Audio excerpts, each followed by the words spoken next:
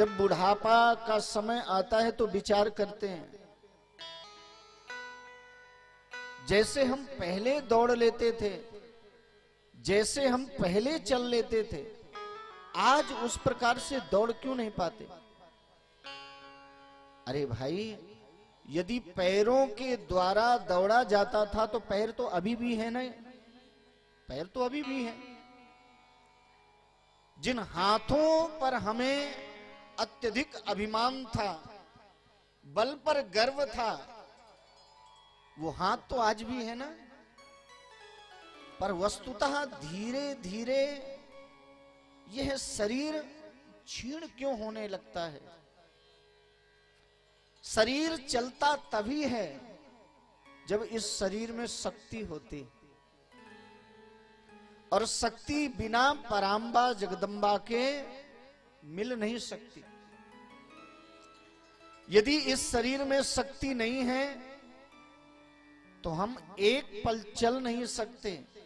अरे छोड़ दो जी, एक बार भी बोल नहीं सकते। एक व्यक्ति का अंतिम समय था, पूरे घर वाले घेर करके खड़े हुए थे और बार बार कह रहे थे, बाबा कुछ तो बोलो, बाबा कुछ तो बोलो। बाबा ने चारपाई में पड़े पड़े देखा, भैंस का पड़ा झाड़ू खा रहा था। उसने ऐसे इशारा करना चालू किया, ऐसे।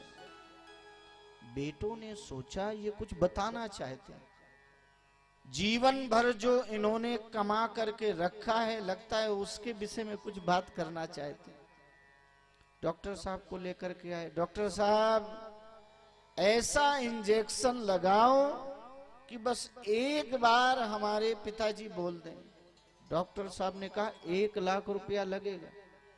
एक नहीं, आप 2 ले लीजिए, पर एक बार पिताजी बोल तो दें।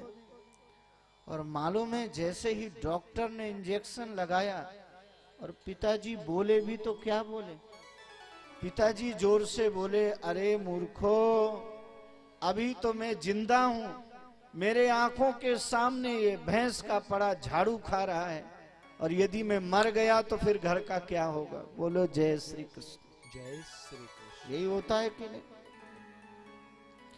कई लोग यह सोचते हैं यदि हम नहीं होंगे तो क्या होगा। एक छिपकली छत में उल्टा चिपकी हुई थी, तो घर की जो झाड़ू लगाने वाली थी वो बार बार उससे कह रही थी, अरे इधर से नीचे आ जा, इधर से नीचे आ जा। उसने कहा, मैं नीचे आ गई ना तो ये पूरी छत ही नीचे आ जाएगी। बोलो जय श्री कृष्ण। जय श्री कृष्ण। एक बात हमेशा याद रखना, हमारे महाराज श्री परम पूज्य स्वामी श्री अखंडानंद जी महाराज कहते हैं, आप नहीं थे तो भी घर का काम वैसे ही चल रहा था, आप हैं तो भी घर का काम वैसे ही चल रहा है, और आप नहीं होंगे तो भी घर का काम वैसे ही चलेगा। बोलो जय श्री कृष्ण। जय श्री कृष्ण। तो आप कहेंगे, महाराज जी तो फिर क्या घर की चिंता छोड़ देना चाहिए?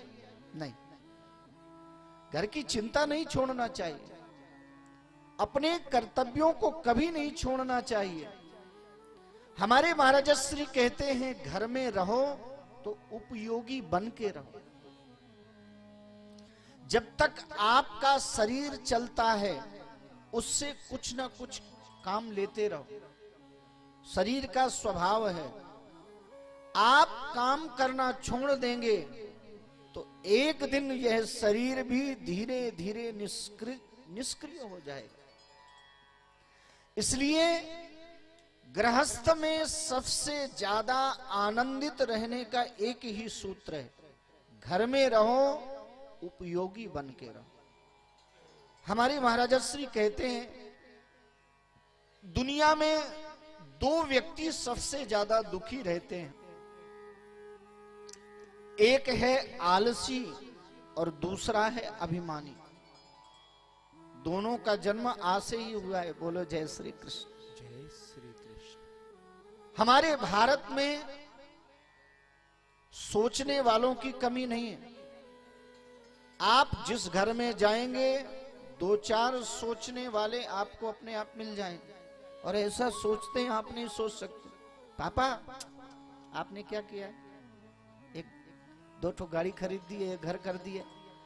हम देखना, हम इतना बड़ा बंगला बनाएंगे, फिर ये खरीद के लाएंगे, और फिर ये करेंगे, फिर वो करेंगे। पिताजी भी ऐसे देखते हैं उसे, और मन ही मन सोचते हैं बेटा पहले इतना ही तो कर ले, फिर आगे बताना।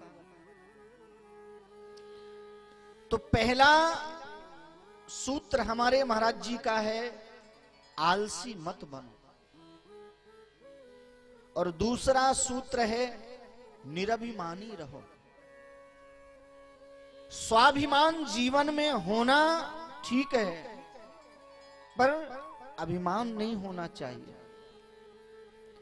क्योंकि दुनिया में सबसे ज्यादा दुखी यदि व्यक्ति दिखाई देगा तो वो अभिमानी, और अभिमानी व्यक्ति का स्वभाव होता है, वो चाहता है कोई भी कार्य करें सबसे पहले हमसे पूछें। बोलो जय श्री कृष्ण। जय श्री कृष्ण। इतना बड़ा कार्य प्रारंभ कर दिया, हमसे नहीं पूछा। इसलिए आलसी नहीं रहना चाहिए और कभी भी अभिमानी नहीं रहना चाहिए।